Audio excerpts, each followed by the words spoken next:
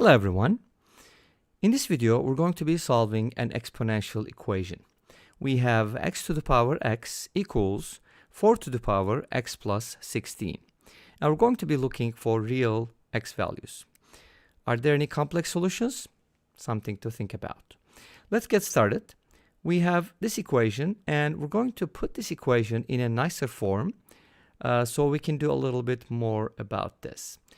Obviously, you can guess and check at this point, but we want to make sure we find all the solutions.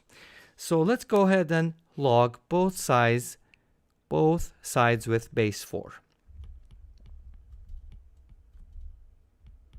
By the way, you don't have to use base 4, but I just wanted to use it because that is my base on the right-hand side, and that's going to, be useful. By using power properties, we can go ahead and move these to the front. Properties of logs, if you don't know what they are, you can basically just look it up. And maybe one day I'll make a video on properties of logarithms because we use them a lot. Maybe a quick lecture video. So if you go ahead and move the x to the front, you're going to get x times log x. By the way, the base is always going to be 4, so I don't really have to say it. And this is going to be x plus 16 multiplied by log 4, but since our base is the same as the number we're logging, it's just going to be 1. So basically log 4 is 1 because we're using base 4, and this is in general true. Great. But of course, when you log both sides, you kind of have to think about the domain. Obviously, x has to be positive, and when x is positive, this is well defined. If you go back to the original equation, it also requires that x is greater than 0 because x to the power x is kind of like a weird function, and it's not well defined for negatives. It kind of jumps around. So if you think about the graph of this, like we've done this quite a few times before, basically this is what x to the power x looks like. All right, and obviously you can graph both of these functions, but that's not what I'm going to do. So after logging both sides, we get this equation, but to make it a little nicer, I want to isolate the log on the left hand side and write this as x plus 16 over x equals the log x. And now we can go ahead and separate this and write it as 1 plus 16 over x. We have to make sure that x does not equal 0, but that's never going to happen because x must be greater than 0 all the time. So we're good. Another good thing to observe here is because 1 plus 16 over x, if you know that x is positive, therefore 16 over x is also going to be positive, which means we're kind of adding something positive to 1, which means this expression right here is going to be greater than 1. I was going to write 0, but that's not the case. Well, it is greater than 0, but I want to be more accurate. Obviously, this is going to be greater than 1. And that's kind of nice because if you think about the left-hand side, this means log x is greater than 1, which means that x is greater than 4. So that's kind of nice. It's good to have a bound, whether it's an upper bound or a lower bound. In this case, we do have a lower bound for x. We know that x must be greater than 4. So how did we get that? But just by using the definition of logs, this is the base, that's the exponent, and the rest is fairly easy. Okay, great. So we know that x must be greater than 4, but that still doesn't give us the whole thing. Let's go ahead and rewrite our equation.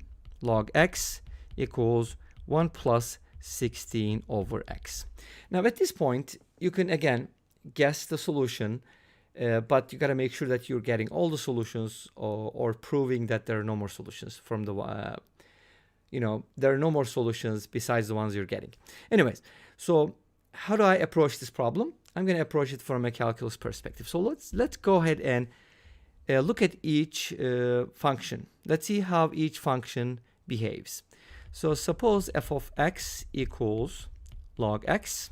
My base is 4 again. Now I want to write this using ln because I'm going to differentiate this function, and I don't really want to deal with the derivative of a log with different bases.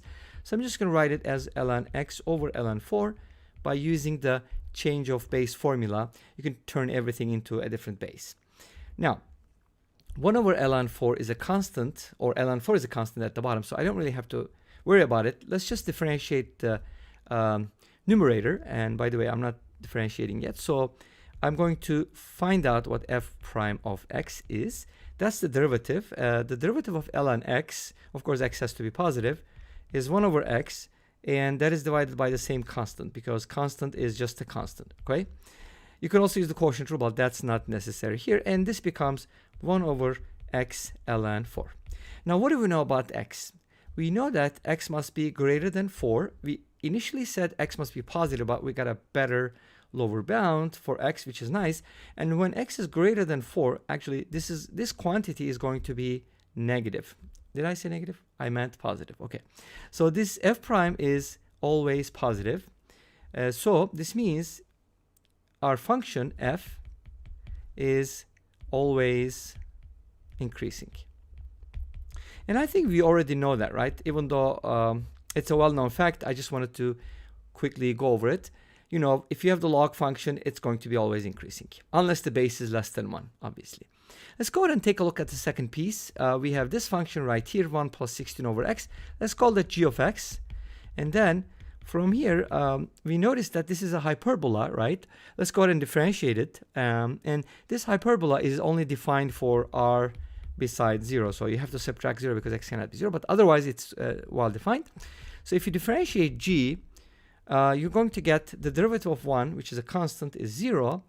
How do you differentiate 16 over x? Well, the question is, how do you differentiate 1 over x? If you differentiate 1 over x, you can you get negative 1 over x squared, because you can write this as x to the power negative 1, and then when you differentiate it, the power becomes the coefficient, and you reduce the power, and that gives you negative 1 over x squared. A lot of times calculus students will memorize this as a fact because that is pretty common. And also this is helpful because if you're trying to integrate 1 over x squared dx, you already know that this is going to be negative 1 over x, because this is 1 over x squared, not negative 1 over x squared. And of course, don't forget the constant, right?